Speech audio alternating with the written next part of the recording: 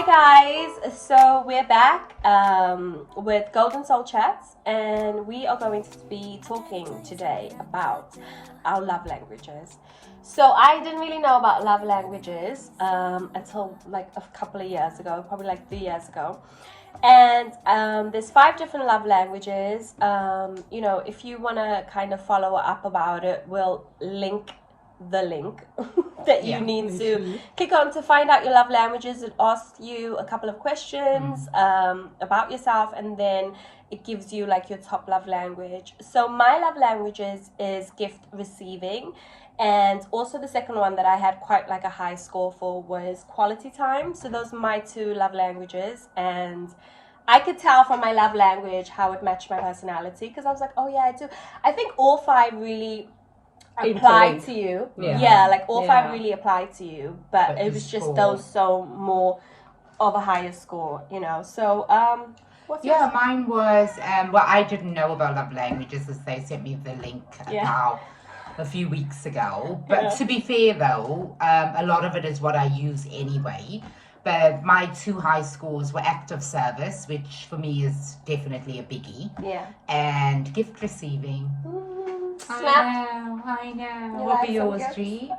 So mine is acts of service, which is what I do anyway. And it's affirmation. And I'm just going to slink in there as well. Quality time. Oh, yes. Yeah, affirmation and quality time. Yes.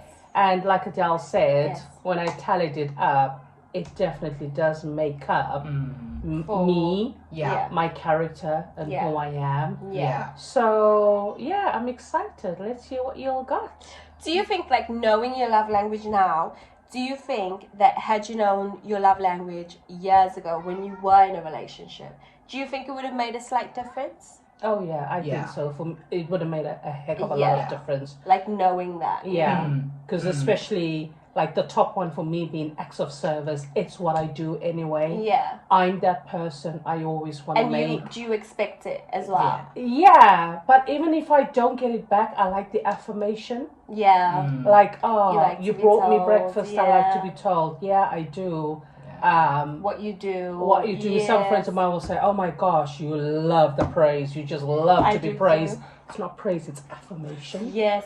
But with words of affirmation, I also find, and I've come to realize this now, more so than when I was younger, that especially when I receive words of affirmation, it's like their words need to match their actions. Yeah. Because sometimes somebody can tell you, oh, you're so amazing, you're so great, you're brilliant, but then they don't treat you that way. Yeah. So it's like I've come to realize that even though you love hearing the words in the moment, because I like that, I love the praise in the moment, it's also you need to follow those words up with actions and actually show me that you appreciate having me. So your words are not just... Is that correct? Verb is a doing word? Yeah. So affirmation, do the verb. And I think that's for me is the biggest, isn't it? Because with acts of service, it's actually doing stuff. I want like that. I want your actions, and I want your actions to be consistent. Yes. And that's really what it is for me. And in acts of service, there's so much. It's like gift receiving could fall into acts of service anyway. So it already links in. So you're showing me, along with telling me, along with doing it. Exactly. Is ideal. That's what I want. And gift receiving, I also think like it's not just that I like gifts. Like, don't just give me a gift. Oh, give me a gift. Never mind. Who doesn't like a gift? Who doesn't like a gift? But I do like a gift where there's a thought behind it. Where you've thought about me and you've catered that gift to me. So it's not just kind of like a random, but it's, oh babe, you said this last week, so I got you this week. And I like that because it's just that act of thoughtfulness. And knowing what I like. I remember right? Before, which is crazy because I think about it now, I didn't like flowers. I used to constantly say to an ex-partner of mine, don't give me flowers, bring that to my funeral. And then I think as you grow older, you change. You change all the time anyway. But you change, and now I'm actually going out to buy my own flowers. Like I literally appreciate gifting myself. What's your favorite flower? At the moment, I'm sticking with a rose. Oh, I love them. I am sticking with a rose. I love roses. I love them. Red ones. Do you know what? At the moment, peonies. Is that how you say it? Yeah, peonies. Thank God, I shouldn't have said that. I actually forgot. I don't know, but I know how you spell it. But I just got peonies last week, and I was like, oh my gosh, this is my new favorite flowers. That, like, I love them, because before it was the lilies. I loved lilies. I know yours is lilies. Yeah, mine is a lily, but there's two lilies: the Oriental lily and the peace lily. Yeah. It depends how I've received the gift, because sometimes with the Oriental, I'm like, oh my gosh, and I love the smell when I walk in the house, because it's just like this sweet, like a gardeny smell, like you're out in the garden. Yeah. And then there's at the moment it's the peace lily. I actually have a plant. I became a parent plant. It's very high maintenance. I know. Very high maintenance. My plants drink mineral water. Wow. I shouldn't have started that, but yeah. You gotta keep it up now. I know. Favorite one. Oh no, I water it down with tap water. I love it. They don't know. They're not here, so they can't hear me. They can't hear me. But yeah, I hear what you're saying also about, you know, when you know acts of service, like gifting. I also think when you affirm something, like you've affirmed, you well done, babe, you know, your meal was amazing. Yes, I do like to hear those compliments. Yes, me too. Yeah. Oh, when I've cleaned the house, or just surprise somebody and, you know, gone to their workplace, or just like, meet me outside. Yeah. I also think in gifting, sometimes it's got to be spontaneous. Yes, like you're not expecting Like you're not expecting Those it. are the best ones. And sometimes it doesn't even have to be between a relationship, male or female, whatever the other case may be. Yep. But even amongst friends. Yeah. I love to surprise people. Are you hinting? Like they don't. She hinting. She hinting. Catch my drift. Birthday's coming up. Yeah, just being spontaneous. And it may not be an official love language. Yes. But I think that's one of my languages. Yeah. Is spontaneity. Yeah. I like to be surprised. Yeah. I don't. I like to be. I like to be surprised with a spontaneous, gifts. pleasant surprise. Yeah. Yeah. I like to be surprised with gifts, but other things I don't, because I think I am controlling in a way. And so I do, like, surprises are not really for me, because I'm like, if you had told me, I would have helped you, you know. And I have an expectation. That's the problem. I have expectation in my head. If you're planning me something, I have an expectation in my head. So it's like it's difficult for the person to meet it. So I find that, let me not put pressure and put spontaneity on the table for them, because I'm like, you'll fail. I'll deal with it, Because it's not. But you know what? When I was pregnant, I actually loved acts of kindness. I never really thought about it before, but I was thinking about it when we were talking about our love languages. When I was pregnant, acts of kindness was such a big thing to me. And I think it must be like that for most women, because when you're pregnant, you want to be treated. You want to run my bath water, rub my feet, give me a massage. Like, acts of kindness is actually so massive, you know? Tell me I look beautiful, even though I look like a whale. You know, even though I'm throwing up in the even though I feel like a whale. Yeah. But tell me. Yeah, even after pregnancy. Like, it's such a big thing. Acts of kindness is such a big thing after pregnancy, because still, like, spoil me, you know. You want to feel that, like, treat me good, you know. And times are changing, like, you know. I think women are loving themselves. Not women, let's change that, actually. People are loving and understanding themselves a lot better. Like, it is the year of consciousness, so you're becoming so much aware of dealing with your past issues and dealing with what affects you and dealing with what you want and your expectations. 100%, you know. So I think in dealing with all that, there's a certain level. Everybody's sort of got to step up, you know, everybody, and inclusive of yourself, because you're stepping up. Absolutely. So you expect everybody to step up. So with you. There's no way that you're going to leave so anybody. even when you meet someone, you're not going to go for anybody that's, like, underneath your level, because you're like, no. Step up, awake. Nope. Yeah. It's true. Come up to my level. I read this quote the other day that said, red flags are like carnivals. And I thought to myself, oh my gosh, that's so true. Because I was having a chat with my mum the other day, like a couple of weeks, if not months ago, and she was like, we were talking about something, and she was like, so how come you didn't see the red flags? And I was like, Mum, I did. I just like the color red. Like, joking, obviously. But I was like, who wants green? Like, that's boring. Like, I was joking with her, but I was like, thinking about it in my head, and I was like, it's so true, because those red flags excite you, don't they? But that's when you haven't, like you said, dealt with your drama, your childhood trauma, your codependency issues, abandonment, whatever it is you got. If you haven't dealt with that, then those red flags appeal to you because they feel like home, because that's what you've had because I was in your speaking childhood. exactly, and I was listening as well on Facebook. I think it was Halle Berry talking to Oprah. Well, Maxwell, her ex-partner, and she said as well about the red flags, and she said, I read it. Yeah. It was like I saw a 3-minute clip about it. Yeah. And she was like, I didn't recognize the red flags. I didn't. And if you think to yourself, a beautiful, gorgeous woman like Halle Berry. How do you cheat on How do you cheat on her? I mean, do you know what I mean? Yeah. So it's I think we're just getting more understanding of red flags. Yes. You know? And at the end, Oprah said something like, I can't remember exactly what it was, but like, what would you do differently or something like that? What have you taken from that? And she was like, that I'm not crazy. Yes. So as a partner, I need to know where you are at a certain time. Yeah. And that's not crazy of me to ask. Yes. I need to know what you're doing, and that's not crazy. Absolutely. And that's something that used to happen to me so often. Because then you think you're crazy, so then you stop asking those questions. Mm-hmm. But really and truly, it's like, I should know where you are. Like, it's 2 a.m. in the morning. Why are you not home? Exactly. Even if it's 9 a.m. in the morning. That's it. And to walk away, like, I think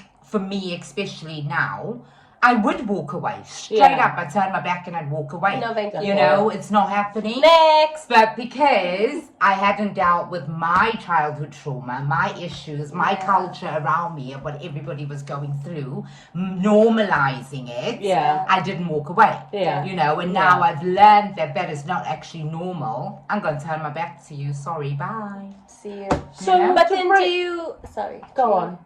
Do you sometimes feel like, because, sometimes you gain all this knowledge, you gain all this power, you know yourself, you know what you want, you're not settling for less. Mm-hmm. So do you sometimes worry that because, we're getting older, the pool of men and choices that we want is getting smaller? Yes. Do you sometimes feel like because you have, do you need to reduce your list so you can meet someone?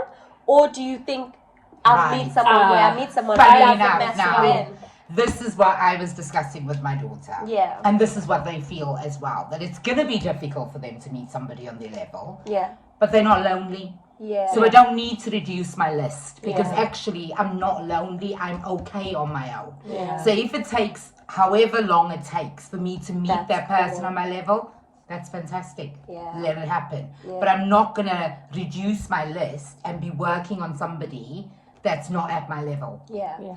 I would say you'd rather be single. I would say I was watching a podcast. Christian Keys, one of my favorite actors, he was on Instagram and he was having a conversation. Anyway, he'd been invited on a show and he was talking about a list. And I would say growing up, we had this list, it was kind of like a Disney list. Mm. And I think Disney ruined a lot of women. Yep. Ruined because the expectation that I must meet the prince, we must ride off into the sunset, he will provide and we'll live happily ever after. And even though he comes with provision, if he doesn't meet your list, you're disappointed. And I think as you grow older and you go through different relationships and experiences, for me personally, I don't have a list, but I do have expectations. Yeah. And previously, those guys that I had in my list, makes it sound like a lot, it isn't really, but those that I had and I didn't meet them, now, knowing my love language, what I like, what I expect, I wouldn't tolerate it. Yeah. And if you don't meet my expectation and vice versa, if I don't meet his, let's call it a day. I wouldn't ignore that red flag as much as I love the color red. Yeah. You too? Me too. I love the color red. But I wouldn't ignore that. And instinctively, inside of you, there's this gut feeling and that you trust tells it you. more now that you're older. I trust it more. Whereas when I was younger, it was either the culture I was in, everyone was getting married, everyone was in a relationship. But now, like you say, Cleo, I'm happy being on my own. I love my own company. There aren't enough hours in the day to enjoy my company. So if somebody comes, they've got to understand, as much as I love being with them, we compliment. They don't need to add because there's nothing missing. No, but I mean, they need to add more to your life. Do you understand what I'm saying? You have now. They shouldn't be taking away or just even coming at a level that you are. No, and you I want shouldn't someone have to that adds make to myself smaller happiness. To fit in with them. Exactly. So we kind of come together and we're like, it's like a partnership. We're a unit. It's like a potter and the clay. You know, we're coming together and we're forming a relationship. But this is what going back to the list. I don't have a list, but I do have expectations. And knowing my love languages, another one that isn't maybe on the 5 of list is communication. So if I'm not going to, if I don't feel I can communicate to you how you make me feel, what my expectations are, and vice versa, and I don't get it back, then what's the point? But what I find is, and again, maybe it is just the culture thing, a lot of males that I've dealt with are not able to communicate on an emotional level. When it comes to feelings. When it comes to breaking it down.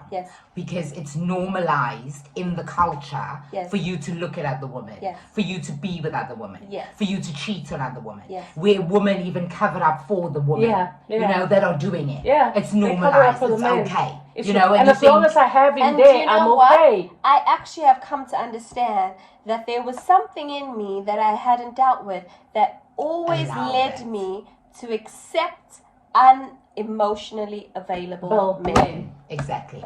Point. Amen. And what I'd like to tell young girls is, if I knew what I know now, the knowledge that I have now, I would never have been the little girl that I was. Because you grow up and you mimic every other relationship around you, and because it's normalized, you think that's okay.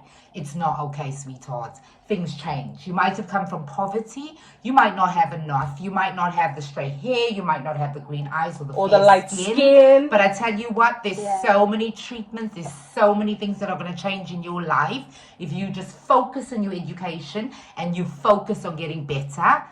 Guaranteed it's going to change for you. That's all. You I wish someone could have said that to me. I really wish someone could have said that to me. Being a young girl, feeling like I wasn't pretty enough.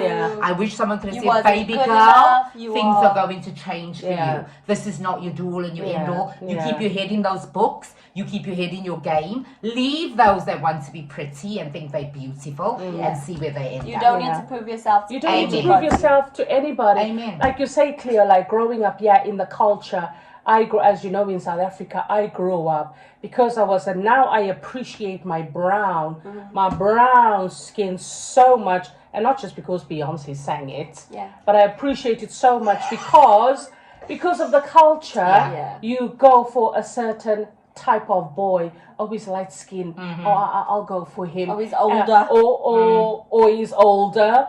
Or he comes from that family. I want to fit into that family. I want to be like a part of them. So I diminished myself until I became so small with such a low inferior complex. And these men, with their trauma, my low inferiority, it was a recipe for disaster. But did I see it then? No. But like I will even admit that I even did it in my 20s. I would go for guys that I would be friends with and I'd really like them, and then I would kind of hint at the prospects of us being in a relationship, and they shut it down like, no, I'm not interested. And I would still be like hanging out with them and trying to think in my head, but I'll change them. They're definitely going to want to be in a relationship with me.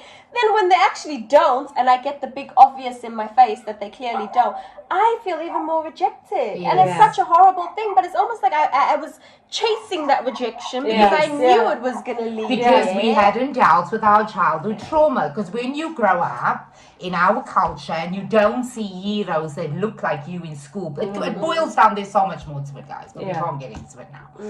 But it boils down to, you look in a book, you never seen queen that looks like you. You never see a girl that looks like you. You see every other person that you want to be. So you grow up with this feeling in you and this not understanding You're not good enough. Why can't I be more? Why can't I? Because you didn't pick up a book and see a queen and kings that look like you, with your hair, with your skin color, that were just as beautiful as you. So you got so much power in you, but you don't recognize that power at all. At all, until you get older and you start thinking outside of the school curriculum and you look outside of the box and you think, oh my God, wow. Because you get older and you get to a point where you're tired of making them same decisions. And now it's like, okay, so what do I need to do? I need to break the cycle. What are my roots? Where do I come from? What have my ancestors before me done? And when you actually find out that story of how powerful they were and how amazing they were, you then realize that you come from powerful, amazing people, and that's who you are.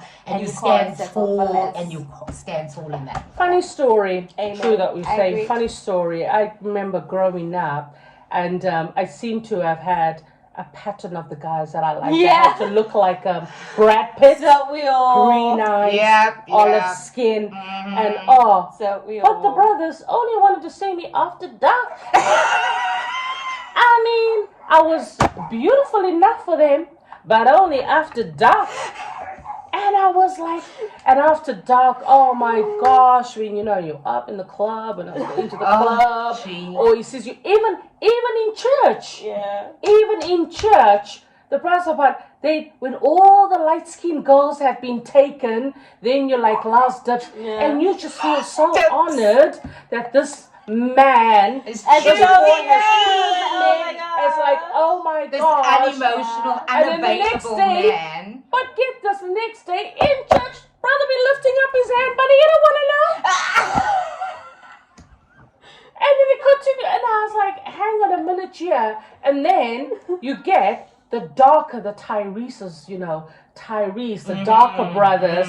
They want to be with us because somehow in them, the trauma, and they lacking something, it makes them feel good. Yes. So you kind of like their token. Yes. And it's like, no, hang on a minute. They're token for a month. A month? Oh, you're lucky. A month? Next token. Next. You're gonna play so quick. Placeholder, right? You were a real one. For me, I think, again, it's the bad boy. It's the bad boy. And then I sit down and I evaluate, where does loving a bad boy come? From my dad. My dad was a bad boy. That's why I love bad boys. My dad wasn't a bad boy. It's the excitement of it. I just love them. The excitement. He wasn't, definitely. He wasn't. I can you definitely. Your uncles around you, maybe. Maybe there was just something in you. It was something in me that just wanted the bad boy. Because they were exciting. You want to it's nurture versus nature. Oh, I can tame him. Yeah. I think yes. And he's unavailable emotionally. Listen, a bad boy. Their game. They can charm you. They can charm you. Like sometimes it's not even that you may have seen that in your childhood. It's just that when you meet them, you're like that excitement. So then when you meet a good guy, because you consider that the excitement in comparison to a good guy is so different. So when you meet a good guy, you don't get that. Exactly. He's just like, hey babe, you're like, hey babe. But actually, the good guy is what you actually. And then the bad boy is too good for you. You're like, oh, it's too boring. It's not exciting. He's not exciting. That used to be mine all the time. Oh, he's so boring. My mom for years would be like, Adele, I think you boring need is a good. Boring guy. Boring is so good for you, my child. Try boring, eh? Just a little bit. At least your mother told you that. No, you like the drama. You love the drama. But how does this? Love the drama. So how does this go into our love language? Wow, we sidetracked. What is the bad boy's love language? Any love language. Bad boys' love languages are probably all the languages because they got game. They got game. Oh, they got so game. It's all the languages just to all get you, of you know? Yeah. Yeah. But they don't, I don't think they have. When it comes to communication, they don't communicate though. No. Is that what makes But them it's not. bad? But no, it's the look, isn't it? Hey, babe. That's all you need. Hey, Or some they don't even have to say anything. They just gotta do that nod. Hey, you're like, hey. Sometimes it's not even the look. It doesn't even have to say anything. He just stands in the corner and he looks aloof. Yes. Exactly. You think he's looking at you. Meantime, he's looking at the three girls all at the same time. He's scanning the room. And you're thinking, and you doing your damnest, you shaking up like your mama gave it to you. And then, boom, you go off. And then you wonder 2 weeks, a month later, what did I do right? Baby, you were just there available. You were available. Again, because you didn't have any self-love. So It's once you find self-love, self-worth, self-growth, you don't settle for that anymore. It's not exciting. But this is why I say, it appeals more now to the younger generation to not look out for these things and change, because things are changing now, you know? So much more literature is available. And so if you can do that, honestly, if they can do that, they don't have to go through what we went through. Let's put it that way. People are talking more, there's this platform and many others. There's podcasts. People are opening up now. There's lots of resources available for you to kind of understand what's right and what's wrong in a relationship, and what you should be looking for, and what are red flags in a relationship. And try to minimize because sometimes, the like even after my toxic relationship, I can remember dating and thinking to myself, like I say to my sister, so he said this and this. Is that a red flag? Because I went so extreme at one point that I was literally like, I gotta spot that red. It might look pink, but it's gonna turn into red. Or amberish. It might be amber, but let me make sure it's not red. So I'd be asking, I'd be like, is this a red? You sure? Next one. Is that because I'm like, no, I need to make sure. And sometimes it's good to speak to the people around you, your friends and your family, and be honest with them and say, and even introduce the person to them, because they can pick up on things that you might be oblivious to. And so I think that's really good, is to have that communication, because at least I can go to, and be like, but I think what's going on? I get a different perspective. That's what even mentors like Les Brown, like Tony, say. You need a friend or a family member that can be honest with you, because you don't like what they're telling you, but they're going to tell you the truth whether you like it or not. Because every human being, you don't like hearing your bad stuff. You don't want to hear it. But if you have someone that's breaking it down and being mindful and loving you while they're doing it, you take it in a bit more. Because it's like myself, when I pulled away and I was healing myself, and you said to me, oh my gosh, but you can't do that. Like, you need to go on dates. I'm not doing that. I'm not doing it. She's like, Cleo, honestly, you need to go on dates. Like, I'm not saying be with them, but just get out there. Like, get out of your comfort box. Learn to say, sometimes I think, I don't know if it's technical, the right thing, but for me, I felt like at her space, she just needed to go out with the guy and then be like, no, not for me. And then go out with another guy and be like, no, not for me. Because then when you know what you don't want, you know what you want.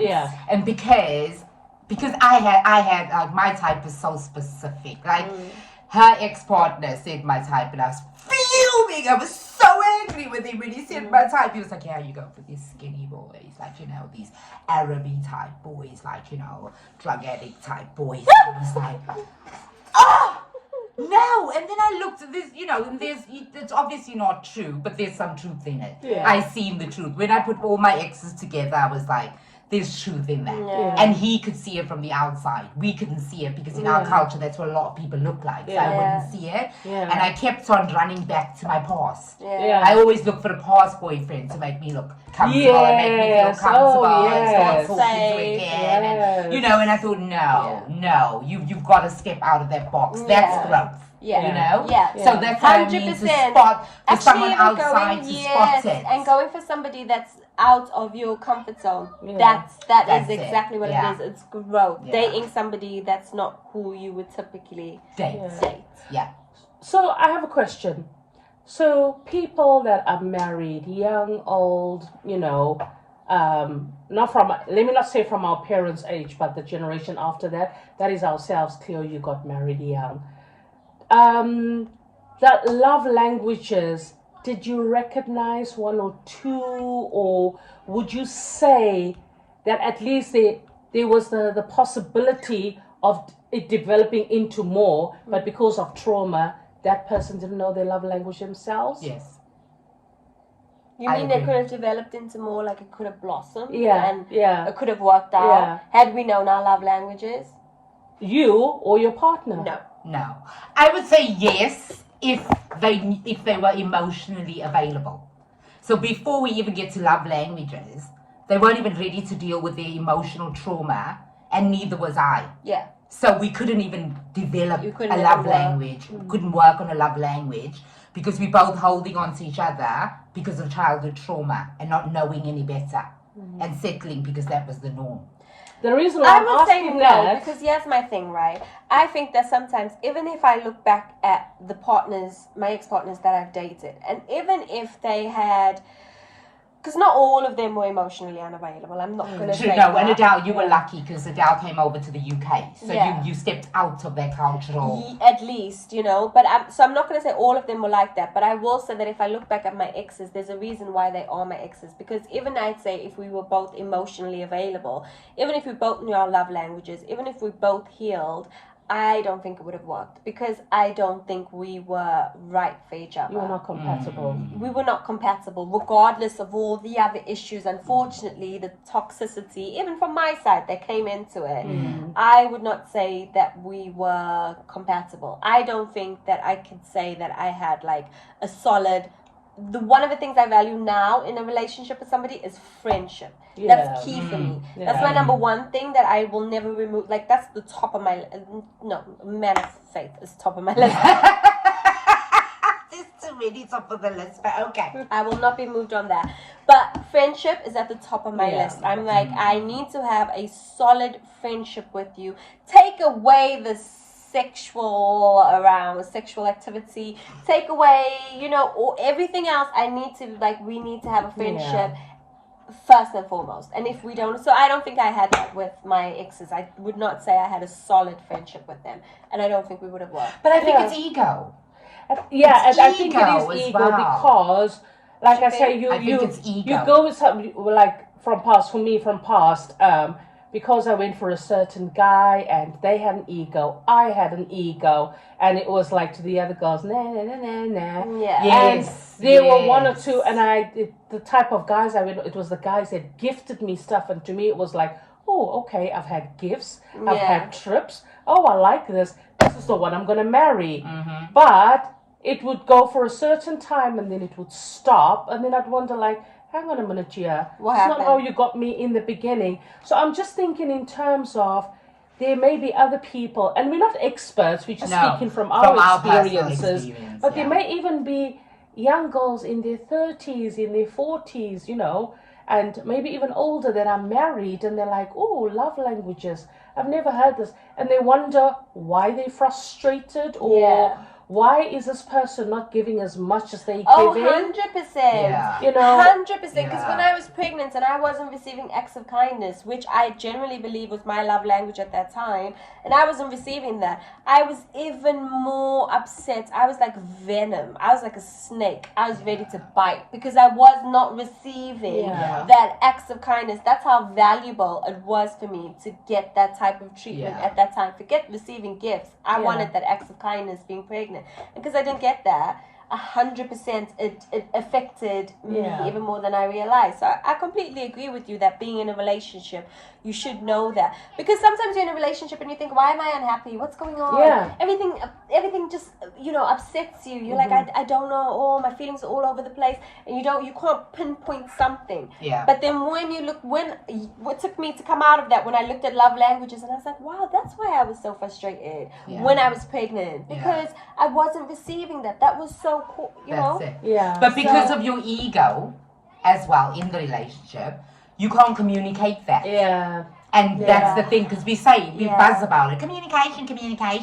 Communication is me slamming the door at you and just leave me the hell alone type of thing. I don't want to talk about it because I don't want to break down my ego and I don't want to cry and I don't want to bring everything to the table. But that's just communication. Because if I bring everything to the table like that, you know in your heart whether your partner's ready to reciprocate that. And if you they're not, you don't break down your ego for that. That is so true. You don't, because they can't receive you. So what's the point? What's the point? And the thing is, it just ties, because if you don't have a friendship with them, you can't even come on a friendship level to say like, this is not what I'm receiving.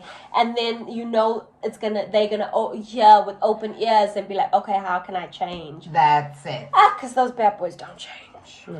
I do believe that some do. I do believe this. I want to say I haven't met one. I haven't.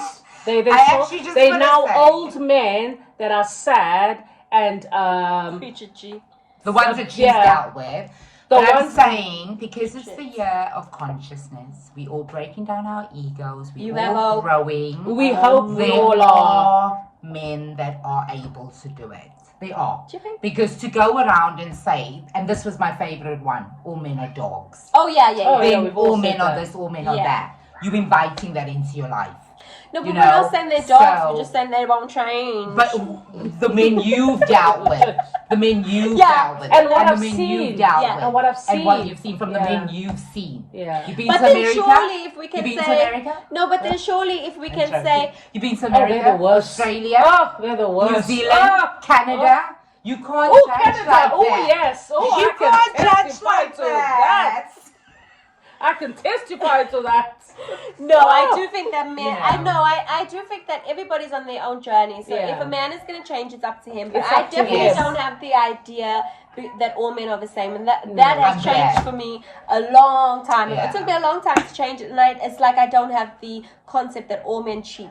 Yes. It took me a long time to break that, because I genuinely believed thoroughly that all men. I did. Yeah. I really did. I was waiting for my ex to cheat on me. I was waiting. Like, I would actually look for it. I would look for it, because I was like, all men cheat. I'm waiting. Just do it so I can catch you and then I can leave you. But then I still never leave. But that's another day. But we were saying this the other day. We were saying there's so many reasons behind a woman forgiving cheating. You know, it's where you are, it's how you've grown, it's are you financially stable, are you comfortable, is the kids going to be affected? Because as a woman, you look at all these things. They all but I apart. feel again, I know I keep on going back to it. If it's self-love, I did. You remember in our first video, you're not gonna let it happen. But because you don't love yourself, you gain weight with the children, you don't look the same, you think I might as well just hold on to him for years. Jesus Lord. But you do. You do. And then you get older and you think, okay, do you know what? As they say, Torrey Roberts and Sarah Jake say, it's lessons, it's seasons. You know, every experience is a lesson. God didn't leave you there because you wanted to stay. There were lessons for you to learn. Listen, the most beautiful people with the most beautiful stories are the ones that's been through pain. That's it. And it's true, I appreciate that now a lot more. I will say, with cheating though, I don't think that I actually wanted to. Although I expected it, my ego was so massive. I'm not gonna lie, my ego was so big that even when I would have the clues that would show me in my face that something ain't right, I was still, and then he would convince me nothing's going on. And then we're just friends. My instinct would scream at me. My instincts would be like, tick, tick, tick, something's not right. And I would be, then he'd convince me, and then I'd be like, oh, come on, he's not gonna chill. Oh, me? Yeah. You actually, true story, maybe sad, but true story. I'd look in the mirror and I'd go, no. You won't cheat on me. No. You won't cheat on You, for me, I'd be like, you. For me, there was so much. I always explain it like this. I used to be like, oh my God, there's so much coal without a fire. It's just stories. All the time I would say that. No, it's just stories. Oh my God, no. Yeah.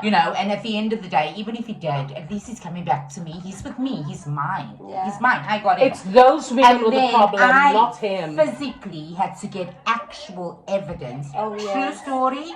I put a voice recorder in the car And that's how I found out. And that's how I had the strength to leave. I had to have that physical evidence to listen, to hear it for myself. Meanwhile, when I look back at it now, I think all the times that I heard this and this and this and this, I was slowly unloving him. Yes. And he was loving me more. Yeah. So when it was time for me to let go, he loved me the most, and I was over it. Yeah. And he couldn't understand. And it's funny how that always happens, isn't it? It's you so always funny. leave. There's a saying. I don't know if it's all, but I believe you always leave emotionally, and then your body follows. Yes. Because this is why with women, if their men are cheating and they're in a relationship, even though there'll be the physical act of, consummation, a woman does not give in to the man because she knows what she's doing. Because emotionally, she's out the building. Yeah. It's just a body That's there. it. And as women, I think when you listen to the stories, you blame the other woman. Yeah. You never blame him because he's coming with his sweet stories. Yeah. But I'm supporting your family. I'm doing what I'm supposed to do, babe. So you never blame him. You blame the woman, and then you hate the woman until you actually physically get evidence. Yeah. So is the evidence the red flags? Then the red flags are there. No. Joking. And that's the funniest thing. No, it's a very good point, Cleo, because the evidence is not. I only found out about the cheating after we'd split up. Yeah. So for me, it was like towards the end, I knew. Okay, no, towards the end, I knew that you had that intuition. There was cheating. I knew it, right? But then when we split up, I knew the frequency and how often, not how often, but I knew it was a lot. Yeah. And then I thought to myself, imagine, I didn't even know that when I split up with him. But it was enough for me I didn't even need that. It's like I didn't even need the validation because I never got specific validation. But what also made me validate how often it would happen was the fact that it was right in front of my face. Yeah. It was right in front of it was there all along. There was no hiding it. It was there. It was just I didn't want to acknowledge it. You didn't want, I didn't want, you know how you say like you were one of those that was like, okay, if he's cheating, it's fine. He's still coming home to me. I was the opposite. I didn't even want to think about he's cheating, he's coming home to me. Yeah. Even though it was in my face, I didn't even want to acknowledge it. So I was like, no, of course he's not cheating. I was in denial. I was literally in denial. I was in denial. I was like Adele. I would be like, no. I'd hear. And people would actually tell me I was with him. And I'd be like, no. Were you? He was at home last night. Yeah. And I'd be like, knowing full well. And it was in there. It was screaming at me like, come on. Wake up. Hello. He's doing it. And then when I finally left and I looked back and I was like, what the hell were you doing? No self-love. Do you think if, knowing your self-love and all of that, if you were to be in a relationship with an amazing guy and he made a mistake and he cheated on you, God forbid, I hope it never happens. Yeah. No one would want it to happen. However, do you think that you would be more willing to forgive knowing that what you had with your experience about cheating in the past, or do you think you'd be less willing to Less willing. Less willing. Because for me, that's a deal for me, breaker. with my growth, waking up every day, I'm going to the gym, I'm going to church, I'm reading, I'm growing. You think you are going to put yourself in that predicament and say it's a mistake? It doesn't happen. No. Listen to Torre again, Pastor Torre, I love you, because he basically says, do not do that. That is temptation. It's your inner decorum, and it's what you're willing to do. And as a brother, he's currently doing this group with really, really good-looking brothers. Warfare. Oh yeah, there's 4 parts in it. You got to watch it. It's on YouTube.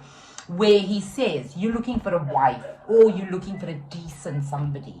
If you have no inner decorum, you will fall for temptation. Yeah. You will fall for the temptation. It's all about temptation. So I know, hand on heart, if I find someone that matches my level, then there's no way that I would be tempted by anything, because I have inner decorum. And I think it's about growing and also not putting yourself in a place where you're going to be faced with temptation.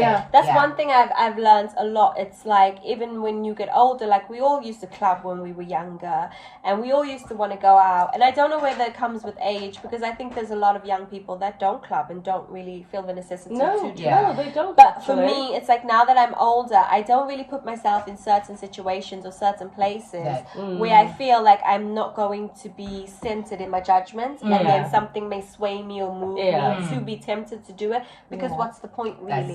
So I know for me, another one on my list, top of my list. She got so many tops, guys. This list. Man of faith, friendship, and somebody who enjoys doing the things that I like to do, because I'm a homebody. I expect my partner to be a homebody. Oh yeah. I like having family time and doing things as a family. I expect my partner to put a lot of priority on family time and family events. Definitely. Because I feel like if we coincide with that changes a lot. Because I will say, with my toxic relationship, I don't think he valued family time, and I don't think he valued spending time at home. He wasn't present. That's it. And that was where temptation was probably rearing his head even more, and so he got with into no it, inner decorum, you would fall for the temptation. Because another thing as well for me, I think it's like, I believe women are getting so much stronger together. Oh yes. Like, in the past, you'd know he's cheating, but it's like, oh shit, should I tell her? Like, how's she going to behave? Is she going to dislike me? Is she not? But I think with us growing emotionally, spiritually, we're able to address it, and we're able to talk about it, as in, I'm not hating on you, once you, in fact, actually, once your ego is gone, you can have a conversation about anything. You can, but I think men also use that as a cop-out. When they say, oh, I don't want to tell her because of how she's going to react. No, you don't want to tell her because of not how she's going to react. You don't want to tell her because you know you messed up. You messed up. It's on you. Because of course she's going to react that way. Exactly. Because you messed up. But you just, I think men sometimes do use that as a cop-out. I would say for me, in the time and space that I'm in now, with growing and my spirituality and being a woman of faith, like and not all brothers in the church, but it has been noted, you go to church and you think, oh my gosh, I found this man, and he fraternizes, to put it politely. I'm not saying all men in church, some, but now if that had to happen to me, that is a deal breaker, because my growth and I believe I have the Holy Spirit that would convict me, like something in me would say, hang on a minute, this ain't right. And you've listened. And I've listened this time, because before I was either too intoxicated with the alcohol, blame it on the music was too loud. The music was too loud. Everybody around me was in this bohemian rhapsody, and I was encapsulated by it. It was so. But now, knowing where I am, and like you say, Adele, I don't put myself in those situations. But if I suspected, I would listen to the Holy Spirit. I would listen to and I would listen to my friends. Yes, I think my true friends. You're not about to tell me. I mean, even if I can't even, I don't even know, what are the good-looking men in Hollywood? Christian Keys? I mean, even if you every time as Christian Keys, you fine, brother. You also know you dope. You funny. Those fine ones funny. are problem. But so are the non-fine ones. But the non-fine ones as well, I would not, because the fact that you're even considering. So the fine and the non-fine, who are you going for? Both and of no them. American, no Australian, no Canada. I never said that. I just said I've experienced Canada. I've experienced Australia. Put it on. I've experienced that, and the brother's done me down. But to wrap what it about up. South Africa? What about home? That is a topic for another day. We've spoken because so I think much. For me, it's not so much again about where you're from. It's so much about how you've grown as a person, and who you are. Who you are. I don't care about your past and where you come from. I care about where you are at now, and how do you feel now, and how can we move forward using the love language. And what are your intentions, with even with our love language, your love language, what are your intentions for me? Be emotionally available. We're dating, but where are we going from here? Be emotionally available. Be willing to put it on the table along with your emotions and your actions, and not get up every day and be doing the same damn thing and then tell me that you've changed. No, you ain't changed. And what's your intention? Are we just doing this? Are we just doing this to have a laugh, or because we're growing older, not in looks wise, but we're growing older. With the purpose. But date with the purpose. Date with intention. Yes. What are your goals? Time to mess around. What is your vision? Because ain't nobody got time, and nobody getting any younger, we're getting finer like wine. Yeah, Yeah, but nobody messing around, So date with intention, be emotionally available, and if you're not going to be, then boy, bye. Bye, on that note, it's been lovely. It's been lovely chatting. Please, as usual, put your comments there, and we'll send those links on love languages. And also, let us know from what we've spoken about what topics you want us to go into on a personal level. Do you want us to continue with this or speak about something else? We put it to you out there. Thank you for subscribing. Thank you for watching. When we take too long, sorry, in between videos, to those that bug us and go, yo, where's the videos? Thank you so much. We are busy. We are very busy. We thank you for your support. All the time you're on Instagram. Thank you very much for your support. Sometimes. And we'll see you soon. Cheers, guys. Self-love. Self-love.